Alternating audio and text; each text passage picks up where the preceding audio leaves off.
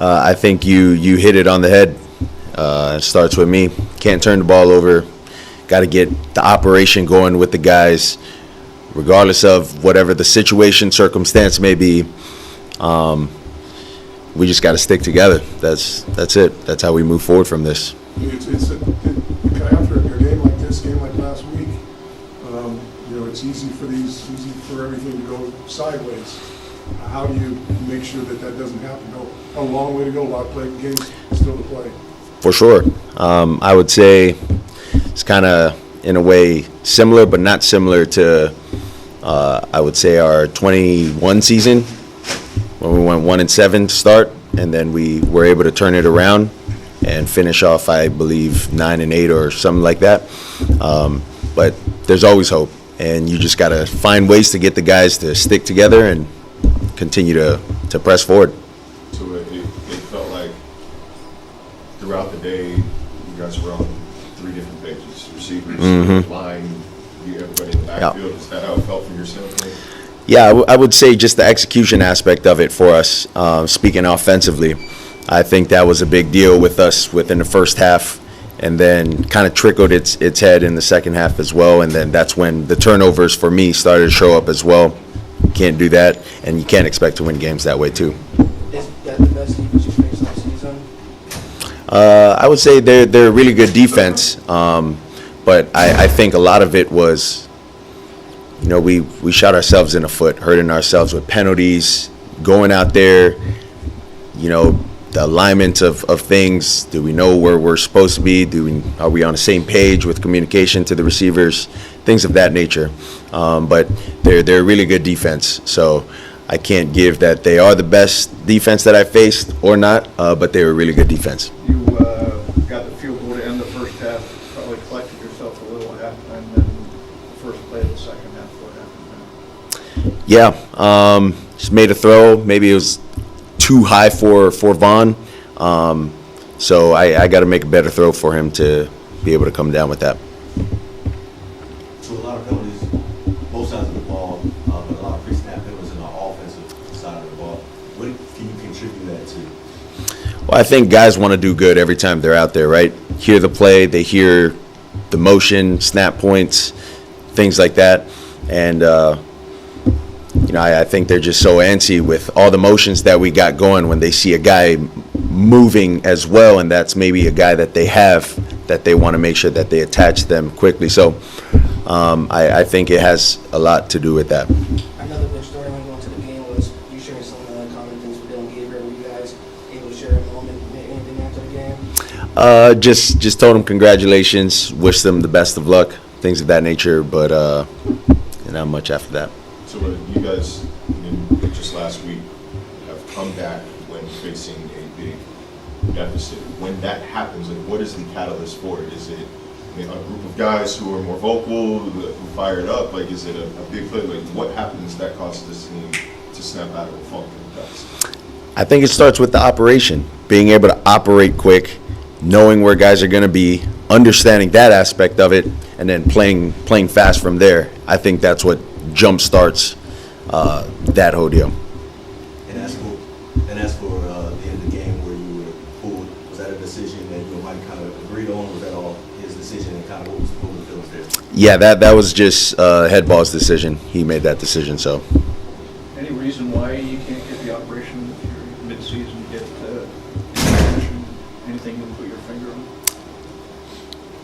I think it's tough to just put my finger on one thing when it comes to the operation. We just got to be better with that. Do you feel like you knew where guys were going to be by games end? In that first half, there's some balls where, like the Waddle, I think you run the stop, you throw the corner. It looked like there were some plays where you were expecting A and got B. I guess did that spill over? Spill over to the second half. I would say not as much as it did in the first half. It was more so just the operation of guys going where they need to be, out of the huddle, things like that. And then we're down on the clock, so having to work through that and maneuver that and not waste our timeouts. How do you evaluate yourself and where you're at and to get to where you want to be at this point in the season? Yeah, definitely not happy, not proud of where I'm at with my play, with how I've gone about things this year. I know I got to be a lot better, and I've been better for the Miami Dolphins years past, but this isn't years past. This is this year, right? And just trying to maneuver everything and trying to build a collection of guys to kind of bring along with me, and I got to be able to multitask if that makes sense. Be able to do that, and while doing that, kind of continue to get the whatever it was last year and the years prior for myself to get going again and get in that flow.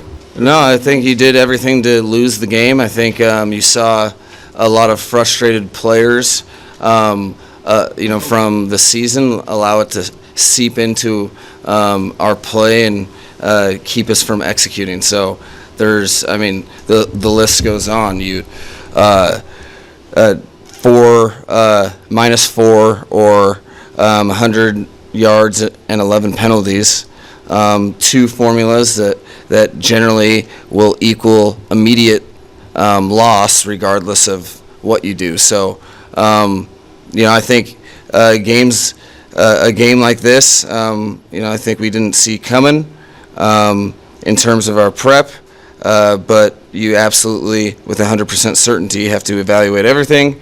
I think it goes for, no person or no player or no coach is got their hands clean, and we have to go back to work and starting with me, do a better job. We have a NFL opponent and game next week that we have a lot of work to do in this meantime. This was a step back for how we play football. I thought we had growth,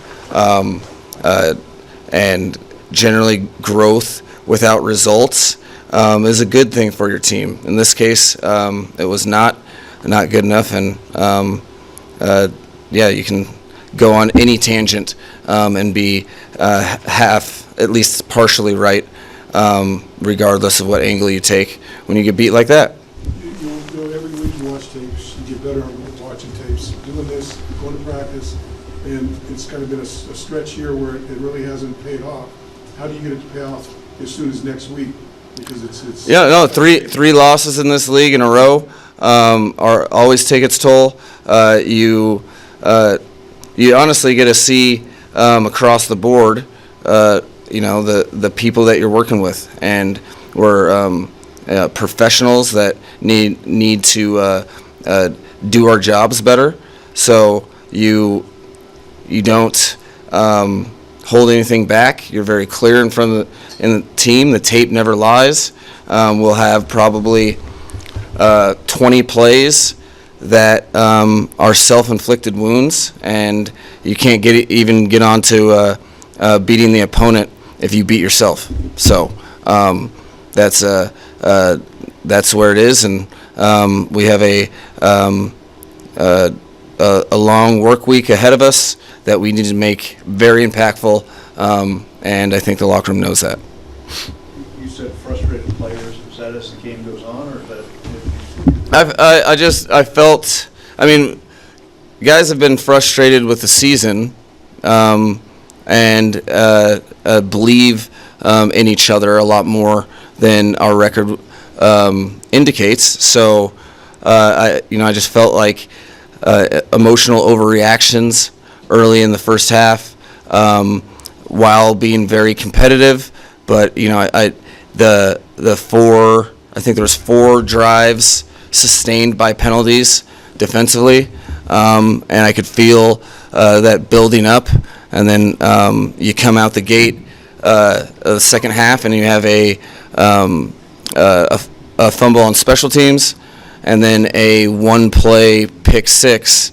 The guys were frustrated throughout the game, and I thought it didn't help us. It made us worse. There was late hits on 2 occasions, personal fouls. That isn't we haven't majored in that. So we found a different way to kind of undo our game. And there's a lot of guys that will have an important work week because we're not. I mean, if you are negatively affecting the football team routinely, I don't have a choice but to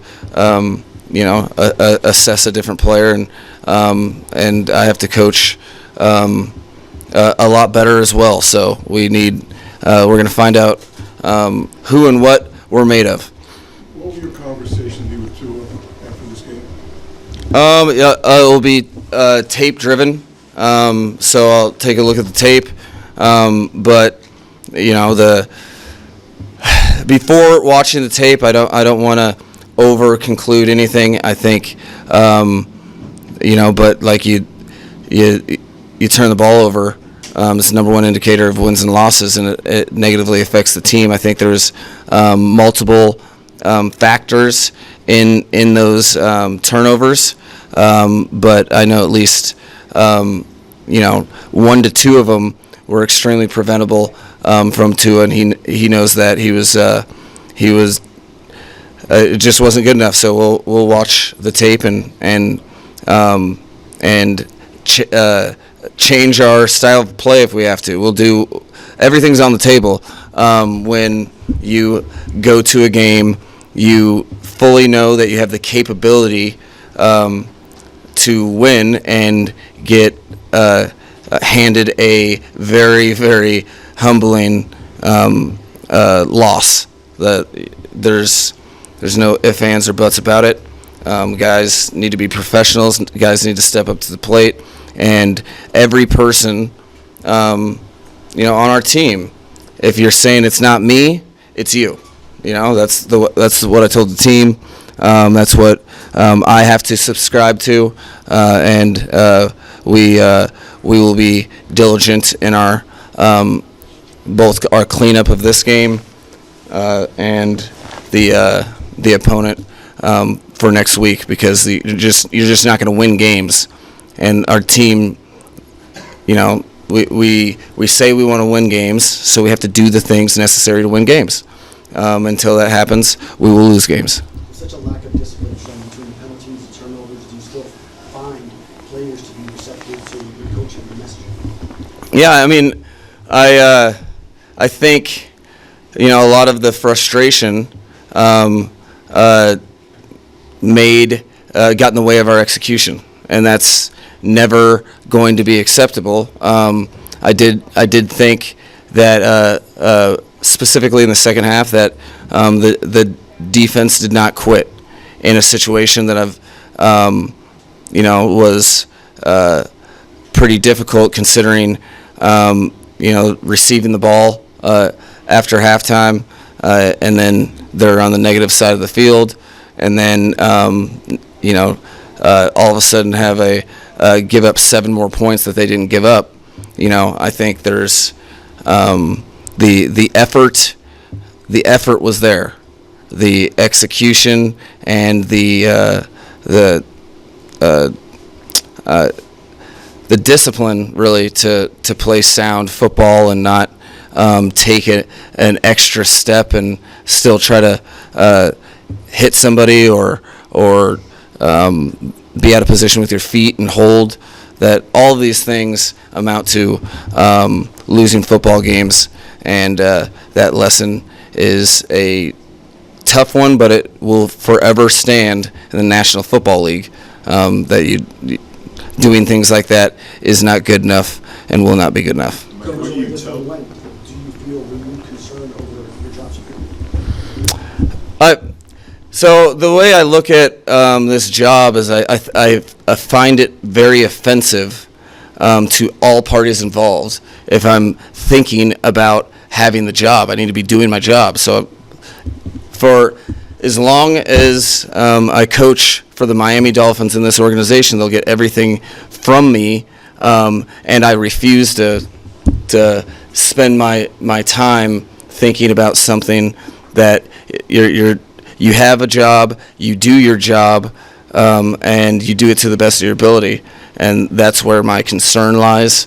I think it's offensive to all coaches, players, and the organization if I'm spending that precious time thinking about myself. Mike, when players are frustrated to the point where it's impacting execution, what can you say to them on the sideline in the locker room to get that turned around?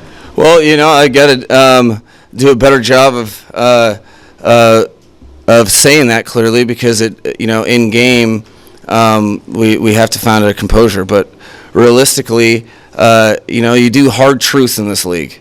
You are always held accountable for your ultimate performance, and you coach through tape. So I have had nor will have no problem, telling the truth of the tape, and you have to either you accept it and rise to the challenge and correct those things, or you're subject to the same exact types of failures that I know that the guys are tired of. They wanted to win. Okay, they did, and they didn't do it. And it's all of us. So I don't think anybody's spared from accountability. I think we all need to look at the mirror, or in the mirror, and the main thing is teams that go through hardships, you double down on those hardships if you don't stick together. So we have to do better collectively, and I'm looking for guys to lean into the team and not try to displace, not try to feel like, okay, I did all right, it wasn't my fault. No, that's not how it works. We all have to stay together, and we all have to be focused if we want it to improve. Coach, Final two questions. Coach, you mentioned the Browns.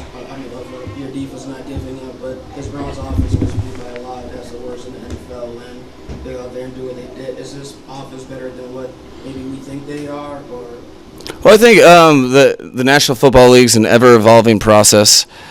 Each team is going through all sorts of lessons, good or bad. I think they have talented players, and I wish I could offer up a better view on exactly who they are. I don't really have that view because it's kind of tarnished with all of our. I don't even know how we match up because we're penalizing ourselves through the process, and in the second half, there's with a 3-score lead, everything's kind of adjusted anyway. So good team that did what they had to do to beat us today, which was not turn the ball over and execute on the line of scrimmage, and they did a great job. So my hat's off to them, but I'm more focused on all the things that we need to clean up. Mike, Final question. The decision to elevate Quinn Ewers to backup quarterback today, what went into that, and then what went into the decision to put him in the game? So during the work week, you're offsetting some of the plays that he's making. It was much more about him and what he was doing on the football field. And then realistically, it was an assessment for this game. I thought if a quarterback went in this particular defense, in all the variables compiled, I thought he gave us the best chance to win. So did what people are counting on me to do, and what does that mean moving forward? I didn't make the move with that in mind. I talked to Zach and Quinn that I thought it was this game specifically that based on his practice week and really the opponent, and we'll hit that hard in terms of the evaluation of his plays. Momentarily after I get out of this, after I get on the plane.